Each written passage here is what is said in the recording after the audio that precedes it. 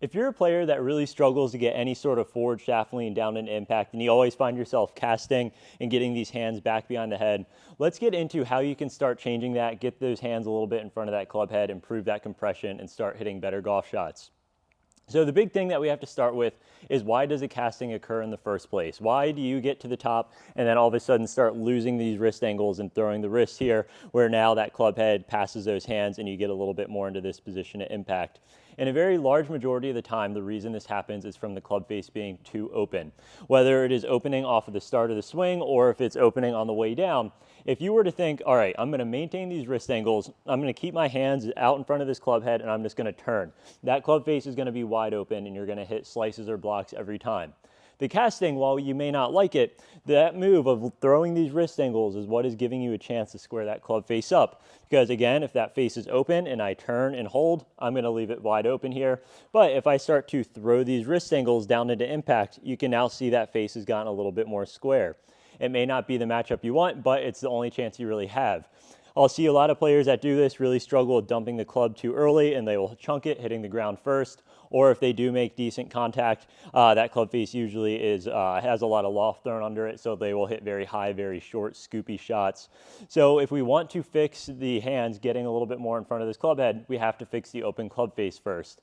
And this is where it can be a little tricky of what the cause is. Some players, that grip is a little too weak, so as that club comes back, that face opens up. That's where something as simple as strengthening the grip can get that club face into a more square position. Now that that toe is a little bit more down, I can hold those angles and turn, versus having a more weak grip, that face rolling open and turning, and now my face is filleted open. There are other players that may grip that club in a pretty neutral spot, or even with a strong grip, that have a little bit more forearm rotation.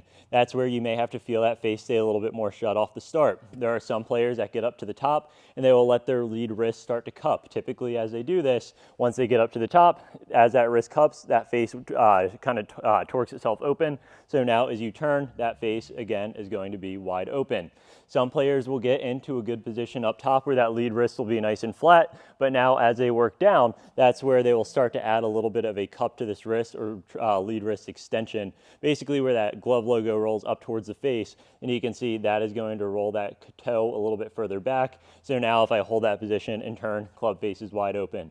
So if you're somebody struggling with casting, struggling with getting these hands in front of the club head, priority number one is you have to get that club face more square or close it up a little bit to be able to get to a position to where you can actually maintain these wrist angles. That is where more personalized instruction comes in handy.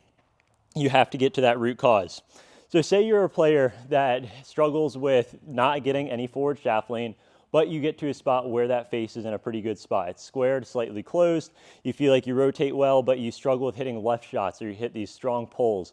That's where you can start feeling that, feeling the hands stay a little bit more in front, because that club face is already in a good position. If the club is in a pretty good spot on the way down, but you still keep this habit of scooping and flipping, that's where that ball can start coming out a little bit left for a right-handed player, or can start getting a little bit hooky. And that is where you can start actually feeling a little bit of the maintained wrist angles, and we'll get into a drill that can help with that. So the big thing we need to think about is the angle of this trail wrist. We don't want to get in through here and start losing this angle. That is where that scoopiness is going to come from. So if you're a player that struggles with a lot of low pulls or a lot of hooks, and you notice that club face is a little bit shut or square, and you just have this habit of continuing to cast, what you can do is you can grab an alignment stick, and you can get this ran up the shaft of this golf club here. So we will be set up in a position where about half of the alignment stick is down the shaft, half is up the end here. And we are going to get set up in a position that gets this shaft just in front of the body here. Go ahead and take your grip as normal as you can with the stick within your grip here. If you get to the point where that face is in a good spot and you stop your rotation and throw these wrist angles, you're going to start to smack yourself in the side with this stick here, and you're not going to be able to continue to get back to that golf ball. But if I maintain these wrist angles, that is going to allow you to get that stick more in front of the body and allow you to get that feeling of turning, and now that stick is not going to get stuck and start smacking you in the side. You're going to be able to rotate and get a little bit more space. Don't recommend going full out on these and hitting full shots right off the start. Definitely take your time with this and go ahead and hit little chip shots to start. So get set up and then really feel that angle stay in the trail wrist there as you rotate without letting the stick smack you in the side. So that's going to be a good feel to start, just to get the idea of feeling those hands stay a little bit more in front of that club head. As you get more and more comfortable with that, that is where you can start to ramp the speed up and ramp the swing up. Again, wouldn't go quite full, but just little shoulder high to shoulder high swings here.